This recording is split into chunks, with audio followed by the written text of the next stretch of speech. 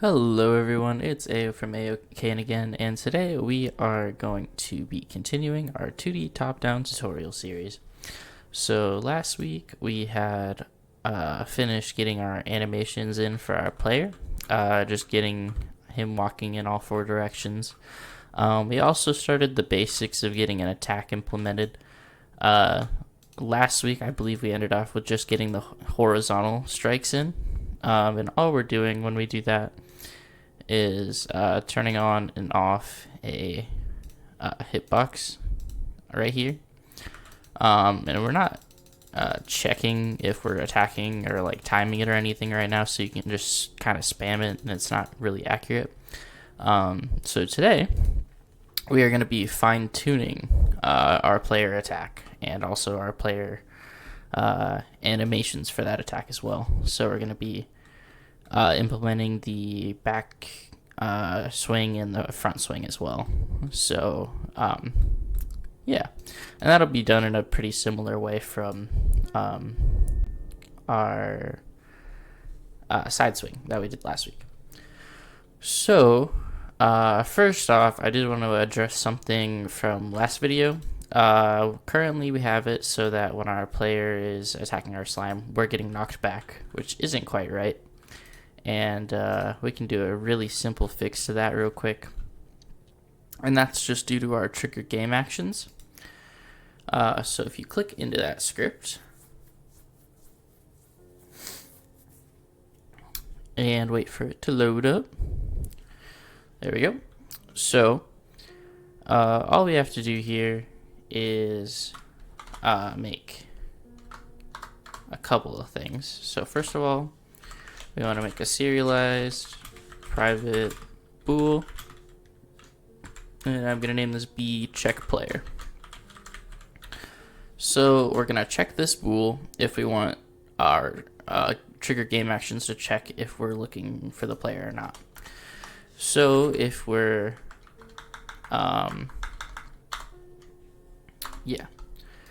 so if be active, this can stay the same, but after that we're going to say if B check B player and collision dot compare tag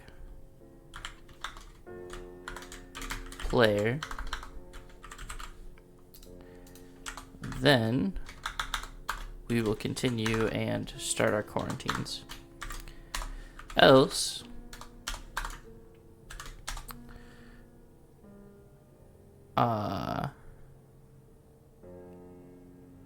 so if it's not B check player or if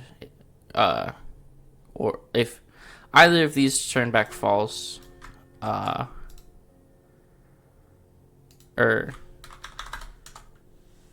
if I'm gonna do it this way just so it makes more sense to me logically, but I think the other way I was gonna do it works as well. But if we're not B check player, then we can also do that, and that should work. So if I go to follow enemy and I want for it to make sure it's checking for the player, and we make sure our player's tagged player and our hitboxes are untagged, that should hopefully fix it. Yep. So you'll see that fixed it. And we had another thing there, that if we're standing really close to our enemy, you'll see that multiple of our hitboxes are hitting it. And we don't really want that to happen. So at first, I'm going to try and just adjusting where they're located. So I'm going to move this one back to like negative, I was at -2, let's do -2.5, and also do 3.2, and then try changing this down to like -4 or 1, just spacing it out a little bit better. I think I even want this to be like a little bit higher and maybe a little bit farther forward, and just making sure those aren't overlapping. And we might have the same issue here, we'll see. But that should hopefully minimize it. And we're also going to knock back the slime the same way the slime knocking back us eventually. But for now, we're just going to do it this way. So we can turn back our side swing hitboxes. And now we're going to want to open up our player movement, because we are going to do a couple of things for our attack. So we're going to need a new private bool, and I'm going to name that swinging. So for swinging, in most top-down games, if you're swinging a sword, you can't move your character at the same time. So you'll see right now, that I can still walk while I'm swinging my sword, and that doesn't look quite right. In most top-down scenarios, you'll want to stop movement. So we're going to say, if not swinging.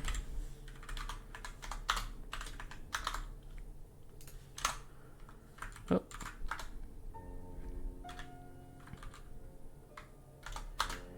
There we go. If not swinging, we're going to read in direction. And we can also honestly just say, if not swinging, we'll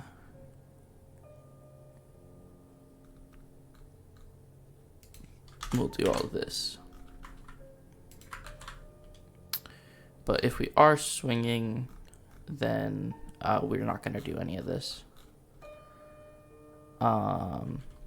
Actually, I think I'd almost rather let it take in direction, but we're not going to let the player move. So instead of stopping it from taking direction, we're going to stop it from changing our velocity. Oh my goodness. So if swinging,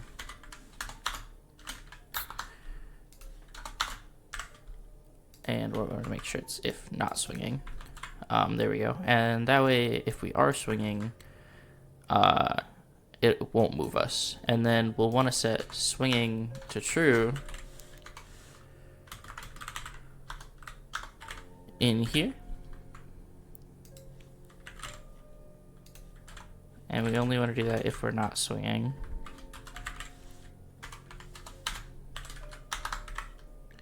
That way we can't spam swing over and over. And we'll want to set swinging equal to false down here. And with that, I think we should be stopping our player movement whenever we go for a little swing. I think I just threw myself thousands of miles away. Yeah, Jesus. Not sure what happened there, but that's okay. So seems that we are still taking in our player movement.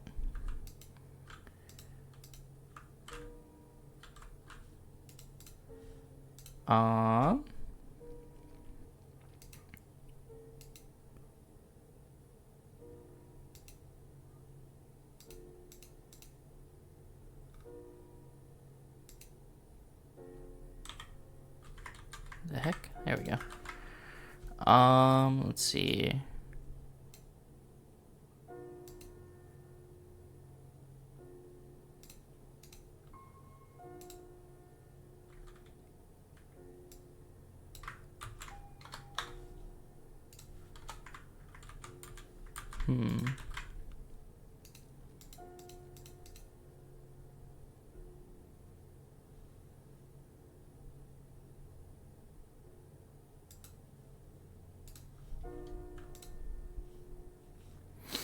If I debug, well, we'll see that it's checking swinging.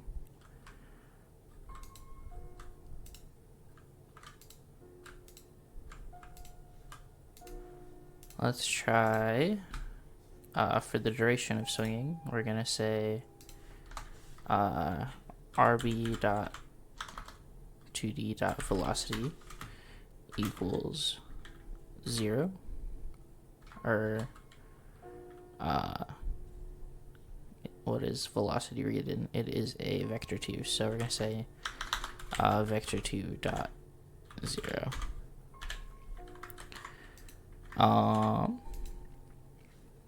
And that should hopefully stop us from moving.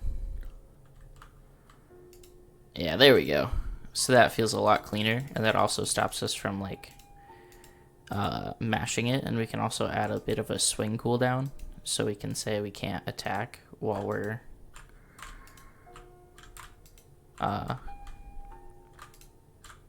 not in the right while our attack's on cooldown. But I think that feels pretty good as far as that side swing goes.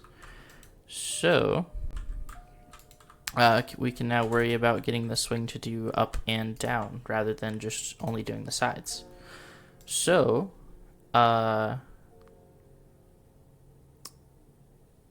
to go off of that, we are going to check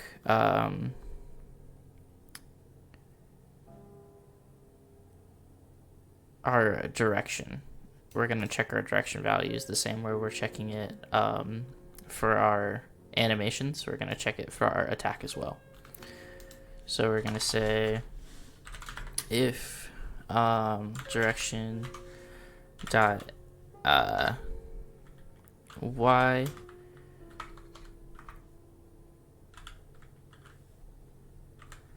is greater than 0,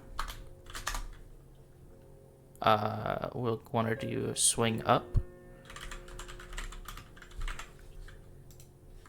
If direction dot x or direction dot y is less than 0. I think I was actually calling this swing back in the animator, so just to keep it consistent, and we'll call this swing forward. And then we'll want to use the same checks here, so math absolute value.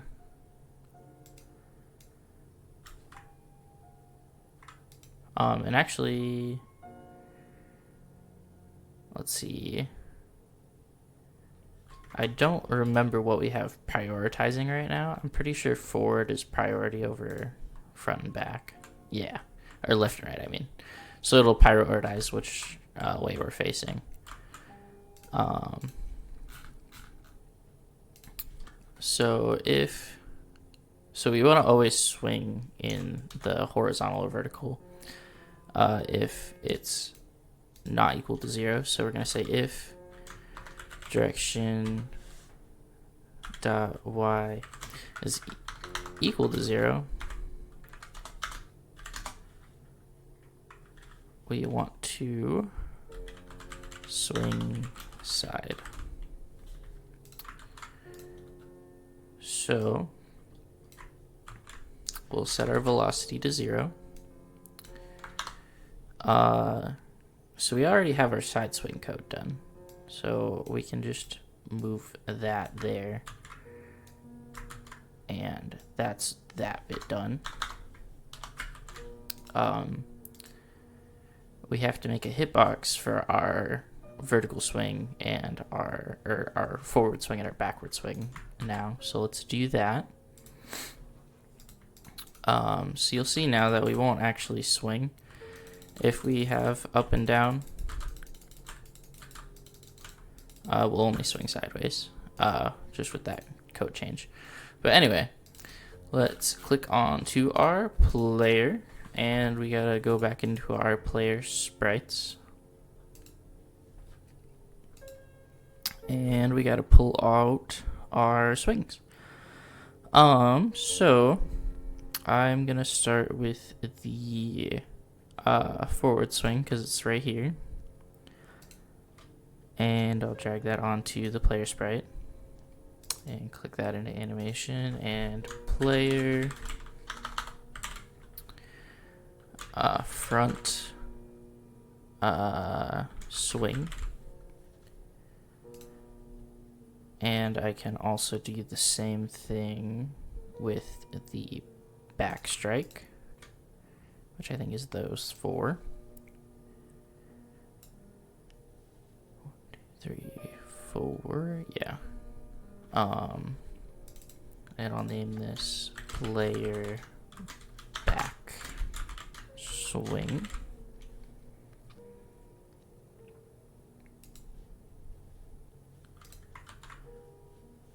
And now we can go into our animator, and you'll see we have our front swing, which I'm going to move down here, and our back swing, which I'm going to move like right there. And we want to be able to go to our player front swing from our front run, and our back swing from our back run. And I think that's all we want for now, at least. I was thinking about it before starting recording this video, and I talked about in the past how we were only going to do the side idles, but I think we might end up doing the front and back idle as well, just to make the swings a little bit more clean. The main reason I only wanted to keep to the side idle is because there's only a side death animation.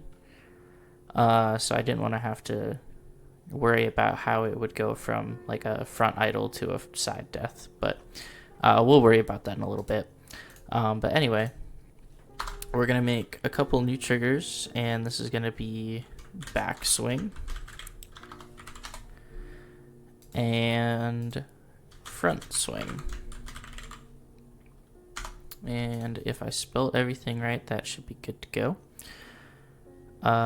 So we just have to open up our code here, and we can basically copy and paste this chunk of code into each of our things here, and we want this to be back swing, and we want this to be front swing. And we'll see what that gets us so far. Actually, real quick, I remember I'm still in the debug menu here. There we go. That does not have exit time, and that we shorten the exit time. So let's do the same thing here. Just make sure that has exit time, and then we'll move this up here, and we'll shorten it down really small, and then we'll move this to the front. And we'll do the same up here, and keep that, move this to the side, shorten it down, and drag it to the side. And that's just making sure it transitions nicely. This isn't perfect. If I wanted to line it up perfectly, I'd count the frames out and all that jazz. But for what we're doing, this should be just fine. And we'll see how that works. Transition. Oh shoot, my bad. So we also have to add the conditions to our swings. So we want this to be front swing, and we want this one to be back swing. And I think that's the same way we had it for our side swings. So that should be working just fine. Cool. So with that out of the way, you'll see that we now have our front and back swing. So we have a side swing, back swing, and a front swing. And it should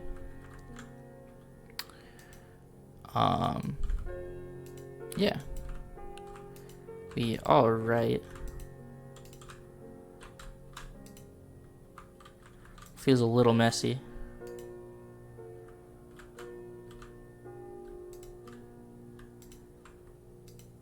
I'm debating having it come back to our idles, but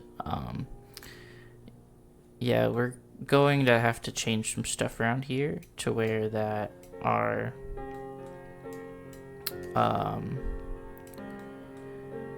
side idle isn't our, well, it can still be our entry frame, but that's not going to be the one that we always default back to.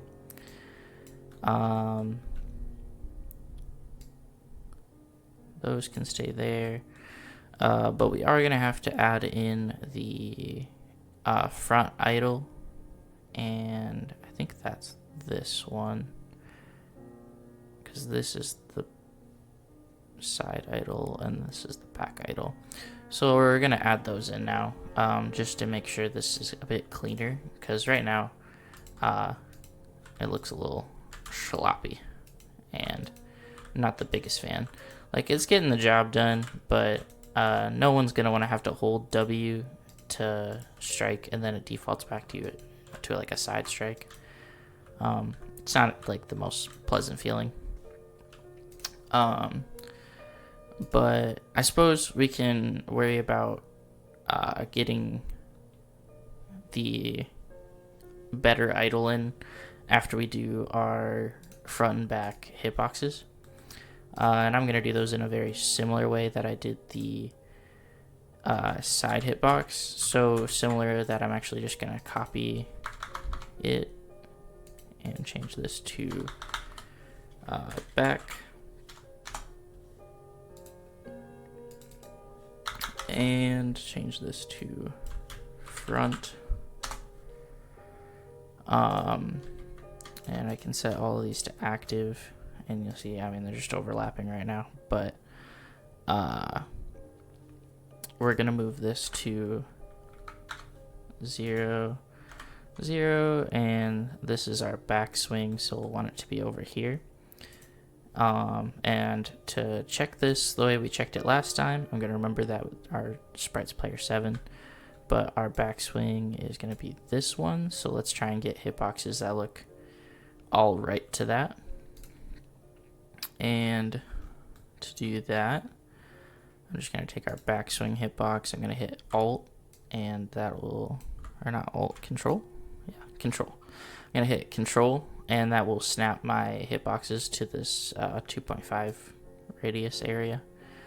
And I'll snap it right here, and then we can fine tune it from there. And I think I want to move it to like a 3.5, which looks pretty nice. And then I'm also going to move it to a 0.15 maybe. Yeah. So that will be this hitbox, which is our main one. And how does that line up with our player hitbox? Yeah, that's a pretty decent area. It looks a little interesting compared to the side hitbox, but that's just how the sprite's animated. Also, if you haven't watched the previous videos, the asset pack is in the description of like the second video, I believe. So you can go down there and download it. But yeah. Anyway, let's get this moved to where it should be. And I think I want that to be like a negative 0.2. Like 5. And then 1. And 5. It's really just about playing with it until you get to a like place you like here. Honestly, I think I like that. So I'll just keep that at 0 and 4, 5 here, and then I'm going to move this to the other side. So we'll want that to be at a 0.3 and like a negative 0.3. And I think that looks pretty good for our backswing. Yeah. And then the front swing, I'm gonna copy the back swing actually, because it'll be a better starting point for us since we'll just have to move it down. Make sure to keep your things named neatly. And then I'm gonna change our player sprite to sprite 37, so we can look at this swing. And we can move our front swing hitbox, hitting Control again to snap. And I think I'll move it to 0.5, 0.05. And maybe move that down to like 5. And then we can move this one back a little bit. And we can move this, I think I want to go a bit farther to the right there. I'm gonna offset the middle one by like a very small amount here. Yeah, there we go. And that should cover the whole hitbox pretty decently. So now if we check out all of our hitboxes, you see it looks pretty chaotic, but that's alright. So we'll go ahead and turn all of those off, and I will put my player sprite back to player 7. And then I will go ahead and go back into player movement, and we're gonna need a couple more hitboxes. So we're gonna go back, front, and side.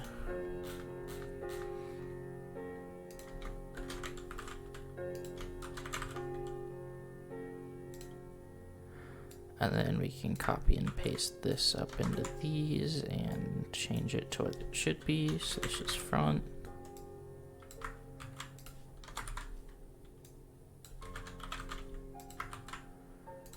And this, square bracket.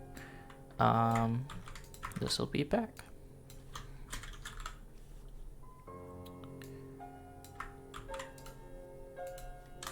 Don't really know what's faster, but that's good enough for me. So now we'll see after we assign our hitboxes. So that's front, that's back, and that's side. Don't forget that step. If you don't do that, it won't work. You'll see if I click on player here that all of our hitboxes are working.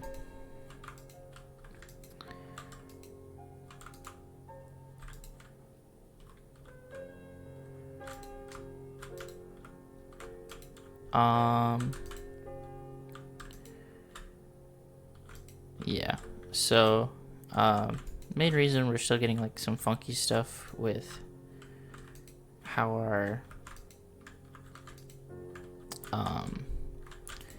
attacks are reading in though is just because we haven't set up those other two idles that will kind of clean up the transition from side and back, and then we'll just have it sit on whatever idle it was last like pressed. So if you're last looking down, you'll keep looking down. If you're last looking up, you'll keep looking up, and so on and so forth. So it's not so weird to move around in. We'll probably go over that in the next video though, to be honest. I wanted to get a couple more animations for our slime friend in, just because we haven't touched him all that much. So let's go ahead and do that, just to get him some better bouncing animations, because this was kind of just meant to be his idle animation while he's not tracking the player. And real quick, actually, let's make a little bool, and we'll be able to do some fun stuff with that. So serialized field, private, bool, idle. So if we're not idle, we'll do all this.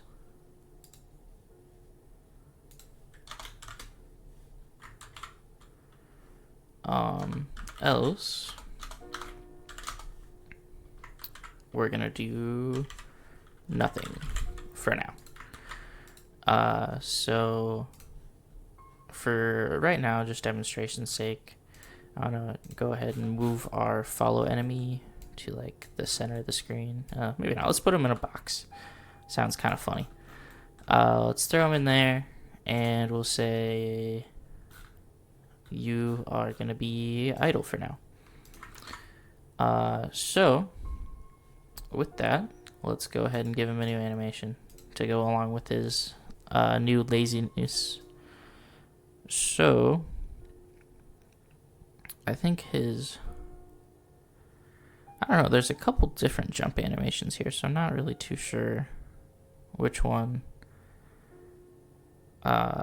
the creator wanted us to go with, but I think I like maybe this one where we just go boing, boing, boing.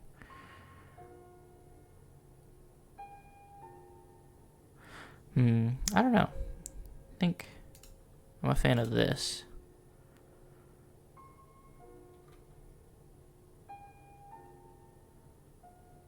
Yeah. So that's a little confusing, but I chose slime 8 to slime 14. And we're going to go into our animations and we're going to say slime chase. So we already made our slime idle animation, which is the animation he's currently playing. So we're going to say if idle and if not idle,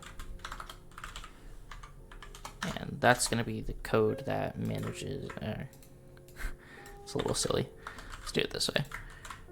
So it's basically the same if statement, but that's okay. We're going to make a new serialized field, and same thing we had for our player. We're going to make an animator, and it's animator, and in here we're going to change to our idle movement and our chase movement.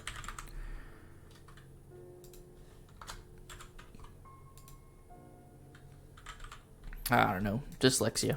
Anyway, let's continue from there. Let's grab our follow enemy, and we're gonna drag in their animator, and let's actually open up the slime animator here just by doing that.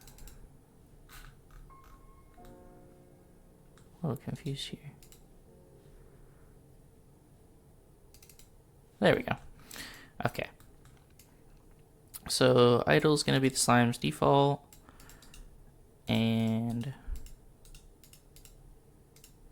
there we go. We're going to make some transitions the same way that we have been doing. And we're going to use a bool for this, and the bool is going to be in chase. So if we're in chase, we're going to be chasing, and if we're not in chase, we're not going to be chasing, and we won't need transition time for either of those. Should be pretty simple, and we'll come up with a little bit of a mechanism for how we'll want to check if the slime's in chase or not in a sec here, but for now we're just going to use those two bools that we made, and we're going to say animator dot set bool in chase to false, or true.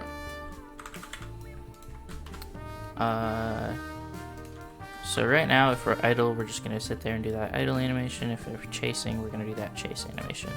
And I haven't checked how this looks yet, so we'll see how that looks for our little slime guy. But we'll just click on our idle, and we'll see that he is bouncing now rather than just idling around. And I think that looks pretty cool. Don't know if I like the speed of the animation, but I mean, I think it looks pretty cute. Yeah, I don't know. I like that quite a bit. I might slow his speed down. Oh, that's one thing I think I did for the character that I forgot to do. Is his swing. Yeah, so his swing on the other ones is 0.75. And I forgot to do that, so let's do that real quick just to make it feel a bit better. And we can go ahead and do that for our slime friend as well. And I think I'm actually going to go to like 0.65 for his bounce because it feels really quick right now. Yeah, I think that feels a lot better for our slashes.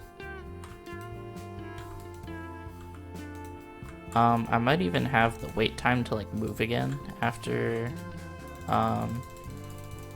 or slash be a little bit longer, just give it like a little bit more of a cooldown. But let's check out how this looks. I like that quite a bit more. If you don't like the speed of this, all you have to do is change the speed in the animator. But personally, I'm a pretty big fan of that. And he'll still do the same damage and stuff. His hitbox isn't changing. And you can see that if we click on him, his hitbox is still right here. It's just got a little bit of a bounce to him. And if we want our canvas to overlap right, we can just throw it to like 5. Or, yeah, we'll just do that. And the canvas should always be on top now. If I put him back into chase. Yeah, you'll see he goes behind his health bar now. And that's how you would like it. But with that, we have a little bit better attack setup. They're still not perfect by any means, and I'll go about making a video for getting those idle animations in